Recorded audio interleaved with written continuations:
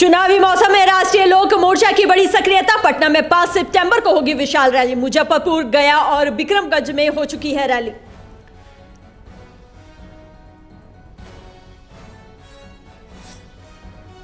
Tent परीक्षा परिणाम को लेकर पटना में प्रदर्शन जारी। उर्दू बांग्ला अभ्यर्थियों ने किया जदयू कार्यालय का घेराव। 10 साल के परीक्षा परिणाम का है इंतजार।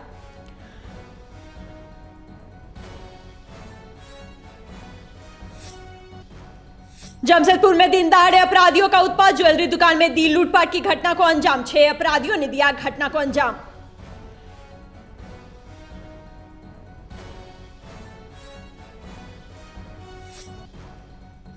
पटना मेट्रो का ट्रायल रन आज से शुरू। पहले चरण में 800 मीटर का हुआ ट्रायल रन। 15 सितंबर को पीएम मोदी कर सकते हैं सेवा का उद्घाटन।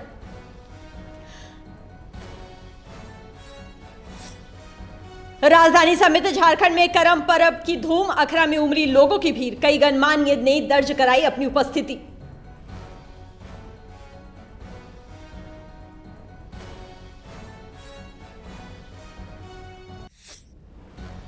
नमस्कार, आप देख रहे हैं आइडियल एक्सप्रेस। मैं हूं आपके साथ आकांक्षा सिंह। खबरों की शुरुआत करते हैं। पाकिस्तान, अफगानिस्तान और बांग्लादेश से भारत आए अल्पसंख्यकों को पासपोर्ट नियमों में बदलाव किया गया। गृह मंत्रालय ने आदेश जारी करते हुए कहा कि 31 दिसंबर 2024 से पहले इन 3 देशों से भारत आने वाले अल्पसंख्यकों को पासपोर्ट दिखाने की जरूरत नहीं है। वो बिना पासपोर्ट के भी देश में रह सकते हैं। ये आदेश पाकिस्तान, अफगानिस्तान और बांग्लादेश से आए 6 अल्पसंख्यकों को हिंदू, ईसाई, सिख, बौद्ध, जैन और पारसी समुदाय के लोगों पर लागू होगा। अगर ये लोग 31 दिसंबर 2024 से पहले भारत में आए हैं तो ये बिना पासपोर्ट के यहाँ रह सकते हैं। चलते हैं अगली खबर की ओर। नेता प्रतिपक्ष तेजस्वी यादव के आवास पर राजद विधायक, पूर्व विधायक और जिला अध्यक्षों की बैठक बुलाई गई। कई विधायकों ने कहा कि एसआईआर के बाद ये पहली बैठक बुलाई गई है और वोटर अधिकार यात्रा के समापन के बाद तेजस्वी यादव अपने विधायकों से फीडबैक लेंगे। वहीं कुछ विधायकों ने कहा कि जिस तरह से प्रधानमंत्री महिलाओं को लेकर राजनीतिक तुल दे रहे हैं, बिहार से लेकर मणिपुर तक की महिलाओं पर बीजेपी के लोगों अपमानित किया, उसका क्या? मणिपुर में महिलाओं को निवस्त्र घुमाया, प्रधानमंत्री ने कुछ नहीं कहा। सभी बातों पर चर्चा होगी। ये आनंद फानन में कहाँ है? ये तो कई महीने बाद हम लोग बैठ रहे हैं। विधायकों की, माननीय विधायक दल की विधायकों की बैठक है। साथ में हमारे जिला अध्यक्ष लोग भी हैं। तो स्वाभाविक है, चुनाव जब सामने है तो उन चीज़ों पर विमर्श करने के लिए बुलाया गया है। क्या तैयारी क्या चले कितने सीटों पर? नहीं, सीटों की बात तो फिर पार्लियामेंट्री बोर्ड है, समन्वय समिति है, उसमें चर्चा होगी। जिस तरह से प्रधानमंत्री ने कल भाविक अपील किया और अपनी मांग को जो अवसर पर कहा गया, उसको लेकर बीजेपी अब आप लोग को भेजेगी। देखिए, मैं इन चीज़ों को जस्टिफाई नहीं करता यदि वो घटना घटी, लेकिन मैं इतना बात जरूर कहता हूँ कि पॉलिटिकल लोगों को 10 तरह की बातें सुननी होती है। अब किसी एक बात को लेके किसी पर टारगेट करना, यदि ऐसा है तो फिर यदि बहुत सारे लोग मीडिया में नहीं बोलते होंगे लेकिन बहुत तरह की बात बोलते हैं। अब इसको ये कोई पॉलिटिकल इशू नहीं है, पॉलिटिकल इशू उनके पास नहीं है, इसलिए इस तरह की बातों को तूल देने की कोशिश कर रहे हैं। चलते हैं अगली खबर की ओर।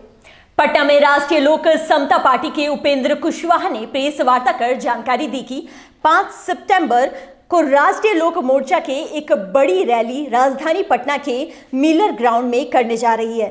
इस दौरान उन्होंने परिसीमन का मुद्दा उठाया और कहा कि ये राष्ट्रीय स्तर का मुद्दा है और इसका हल कैसे हो, इसी को लेकर रैली हो रही है। साथ ही उन्होंने कांग्रेस पर गंभीर आरोप लगाते हुए कहा कि केंद्र की कांग्रेस सरकार ने परिसीमन नहीं होने दिया। हम इस मुद्दे को लेकर बिहार से बाहर भी जाएंगे और देश भर में इसकी चर्चा करेंगे। चलते हैं अगली खबर की ओर। रांची के निजी होटल के सभागार में झारखंड उलगुलान मोर्चा के द्वारा संवाददाता सम्मेलन आयोजित की गई। इस संवाददाता सम्मेलन के माध्यम से झारखंड कैबिनेट के द्वारा झारखंड में विस्थापन एवं पुनर्वासा आयोग का गठन करने के प्रस्ताव पास किए जाने पर बात रखी गई। चलते हैं एक छोटी सी ब्रेक की ओर, हम जल्द लौटेंगे।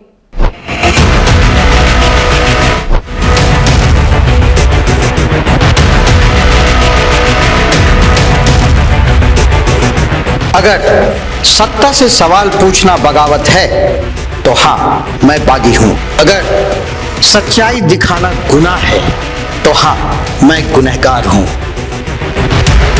ना डर है, ना दहशत है, ना खौफ तुम्हारे इल्जामों का। पूछेंगे सवाल, तलाशेंगे जवाब और डंके की चोट पर करेंगे सच और झूठ का पर्दाफाश।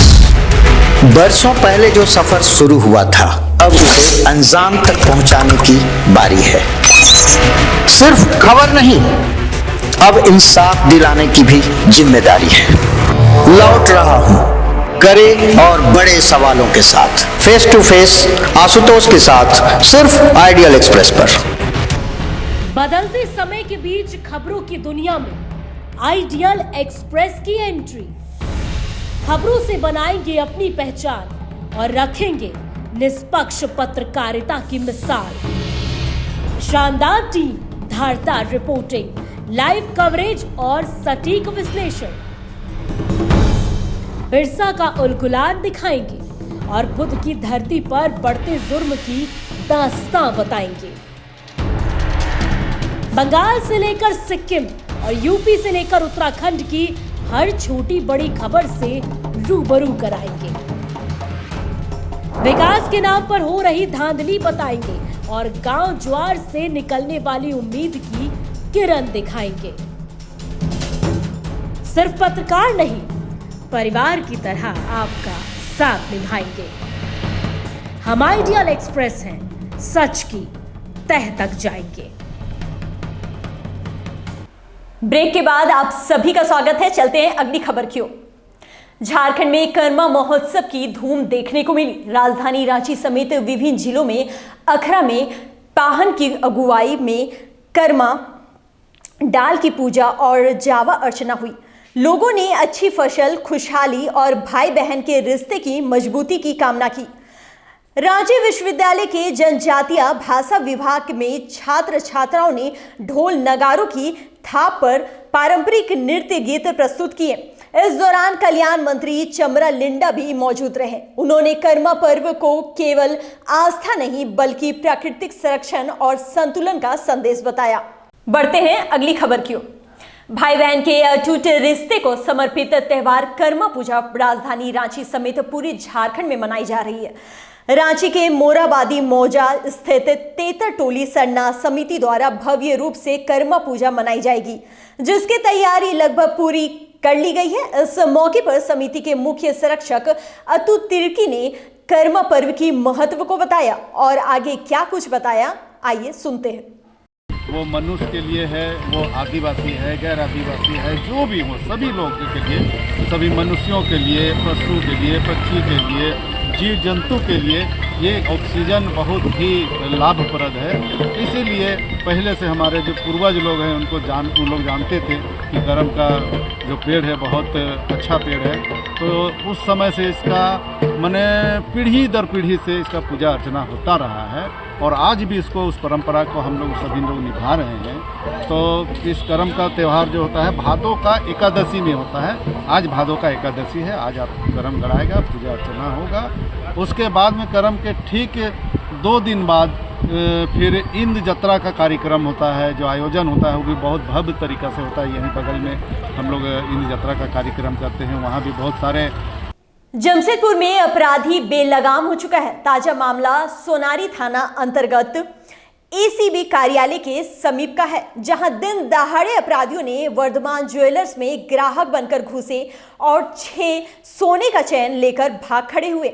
इसका विरोध करने पर अपराधियों ने दुकान के मालिक को बंदूक के बट से मारकर घायल कर दिया। इस पूरी घटना का सीसीटीवी फुटेज सामने आया है, जिसको पुलिस खंगाल रही है। लेकिन हैरानी की बात यह है कि एसीबी कार्यालय से महज 10 मीटर की दूरी पर अपराधियों ने वारदात को अंजाम दिया और फरार हो गए।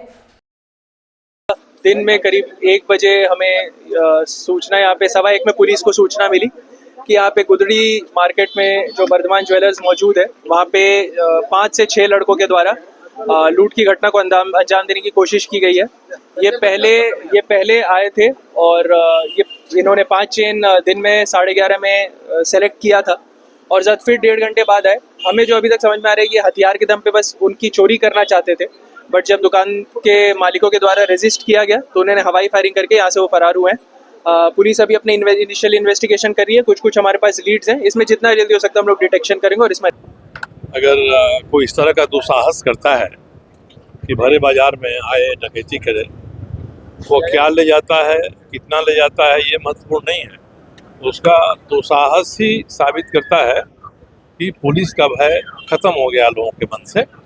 ये पुलिस विभाग को, पुलिस के अधिकारी हैं, उनको सोचना चाहिए कि किस तरह से पुलिस की साख इस शहर में बरकरार रहे, और जितना जल्दी अपराधियों को पकड़ते हैं उतना ही सबको संतोष होगा इसमें कि पुलिस ने कार्रवाई किया है।